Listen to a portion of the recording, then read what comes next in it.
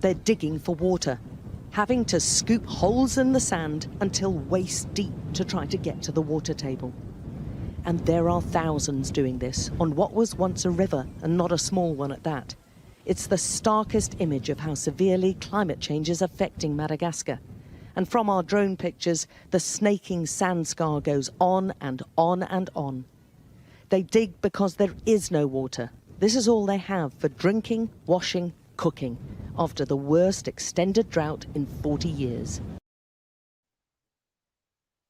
Welcome back. You tuned into Salam Media, and this is Mid Morning Talk with me, your host Mariam Mia. And yes, now it's time for our environmental feature, and you just watched a report regarding the effects, the disastrous effects of climate change on an island in Madagascar, where it's been reported that for over 2 years there has been no rain. The irony is the country is an island surrounded by water, but yet there is no water for consumption, no suitable water for consumption. And this is as a direct effect of climate change, and then experiencing a drought and no rain for 2 years.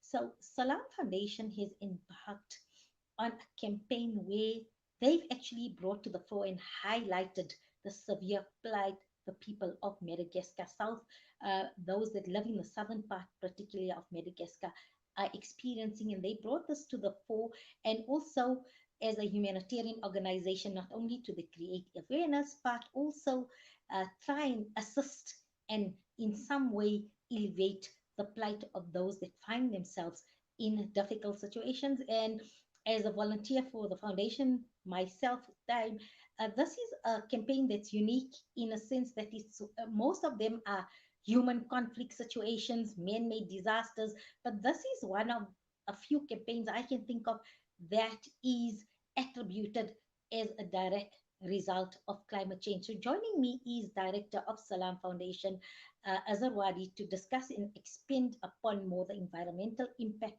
in Madagascar, as well as how can we as global citizens assist the citizens of Madagascar. Assalamu alaikum, Azhar, and welcome to Salam Media. Walaikum salam wa rahmatullahi wa barakatuh. Mariam, you've gone a bit soft again, but nonetheless, I'll try my best to try and hear you. Okay, I'm going to speak louder. You always, when in our discussions, you'll say, Appa, lower the volume, softer, softer. So I'm going to do the opposite today because it's a very important discussion that needs to be told and needs to be had.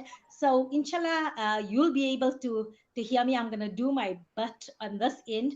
So I just discussed, we played the video and I discussed about the latest campaign that Salam Foundation has embarked upon. And I said, it's been the first campaign of its kind that you can attribute the citizens of Madagascar find themselves as a direct result of climate change. Can you please explain to us more about this drought and the impact the drought has had on the citizens of Madagascar? Yeah, as you rightly pointed out, it is on the brink of a famine. Many people, up to 1 million, in fact, in the south of the country, quite a high percentage of that being children and women, literally starving at the moment.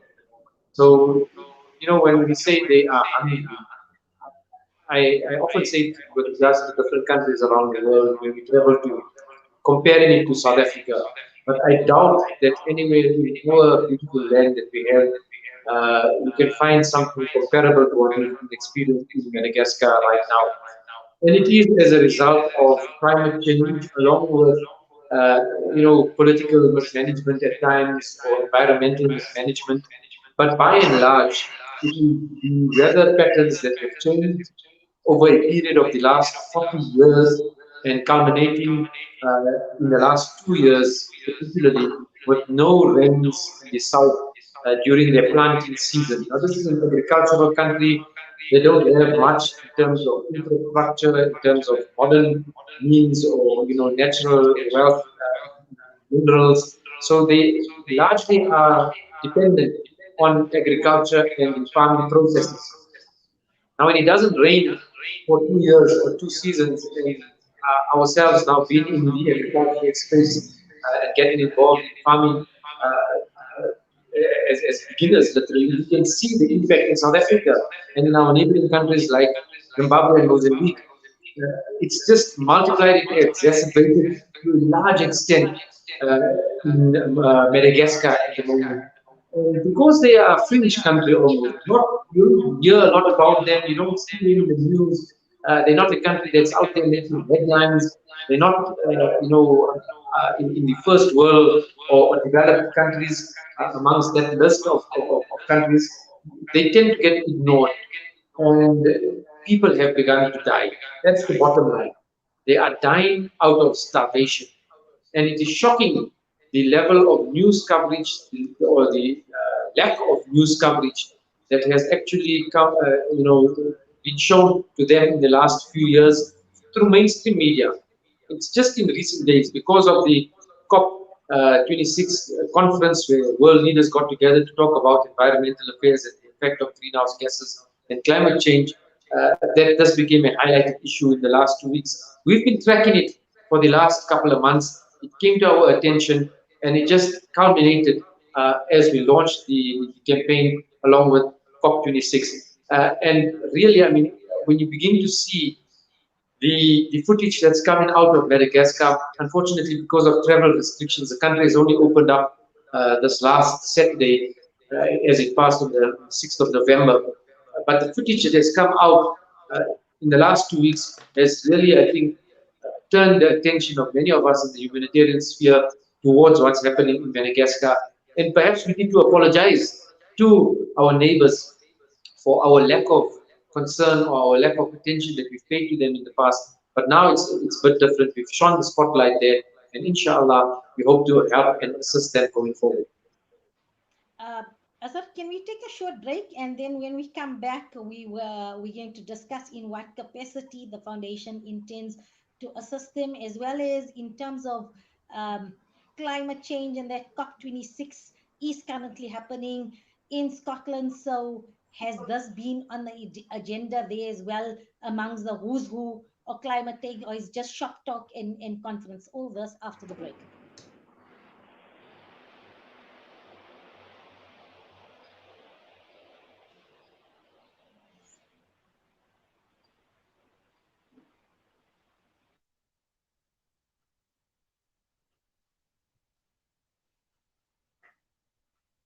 Supermarkets, factories and warehouses have been looted and destroyed. Thousands have lost their jobs and are in need of food and household supplies. Penny Appeal South Africa is currently on the ground working with communities to provide essential items to those severely affected. Donate toward the Penny Appeal Hardship Fund today and assist us in caring for families for a 3-month period with essentials and assistance to small businesses affected by the devastating effects of the unrest. Help us help our city. www.pennyappeal.org.za or call 031 11 00 573. Penny Appeal. Small change, big difference. What makes Randery Jewelers the optimum place for your memorable gift? Is it our range of exclusive, high-end, luxurious jewellery? Or is it our master craftsmanship of all your bespoke jewellery needs? We believe it's because at Randery Jewelers, we know just how to make your special moments last forever. Whether it's for a wedding, anniversary, or just a simple gift to show your love, trust Randery Jewelers to make it special. www.randeryjewelers.com. Make your moments last forever with Randery Jewelers, the family name you can trust. Osman's Taj Mahal Spice and Rice. For over 80 years, Osman's Taj Mahal have been perfecting the art of the perfect blend of spices, pure, aromatic, and well-seasoned. Spices to tantalize your taste buds. From creative cuisines to gastronomical gourmet goodies. From exotic odors to traditional dishes, Osman's Taj Mahal have remained synonymous with quality spices and condiments. Taj Mahal rice, beans, and lentils. Try our range of chili bite mixes, rose and ilachi syrup, our quick and easy biryani pack, and our traditional range of spice blends. Osman's Taj Mahal. There is no substitute for quality. Africa Muslims Agency teams are on the ground in Afghanistan. Millions of people go daily without food. You can heal Afghanistan. Sponsor towards feeding a family at 1,500 a month or any amount. Visit africamuslimsagency.co.za or call 011 834 8685. Africa Muslims Agency, inspiring the spirit of giving. Rejuvenating media day by day. This is Salam Media.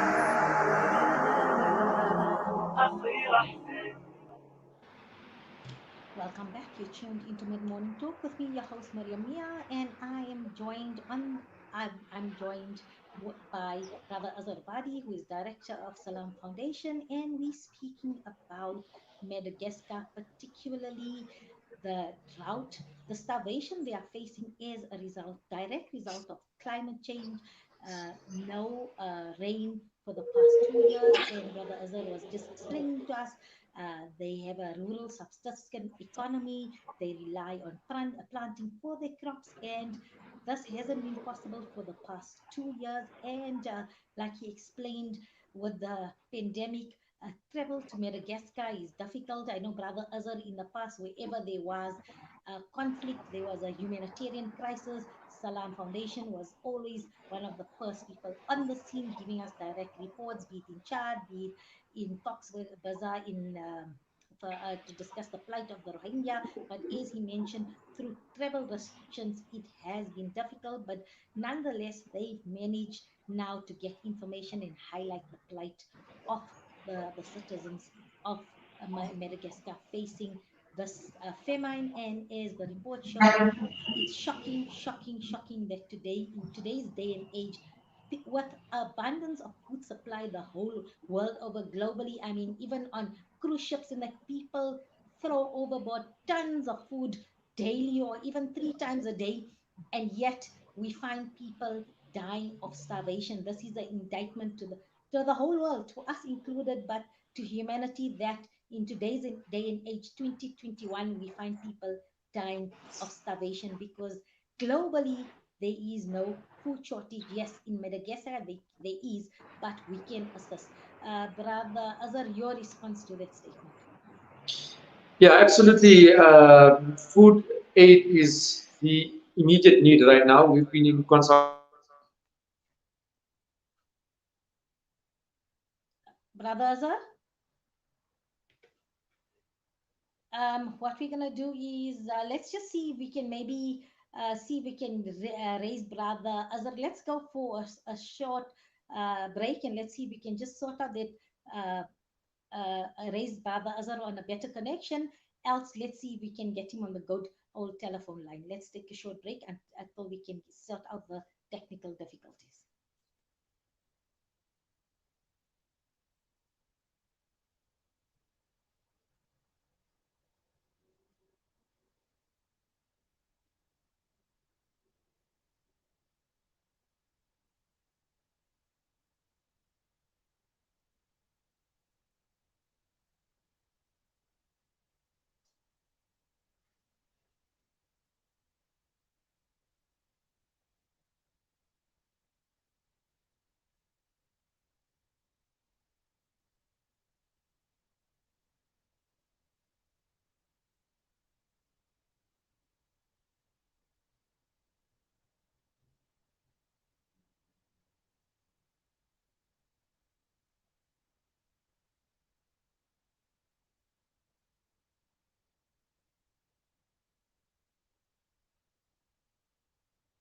Joining hands.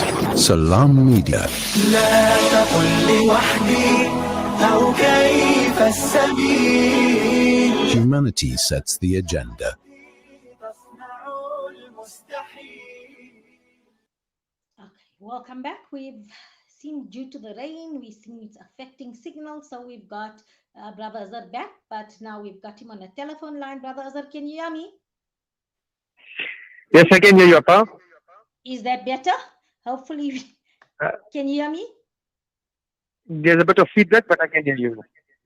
Okay, let's get Nazreen to sort out the interference, but you can go ahead and tell us, you were saying that the immediate need is food aid currently in Madagascar.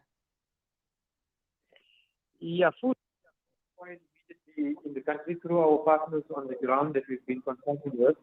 They've also put together what food is required because each country has a specific diet that they prefer.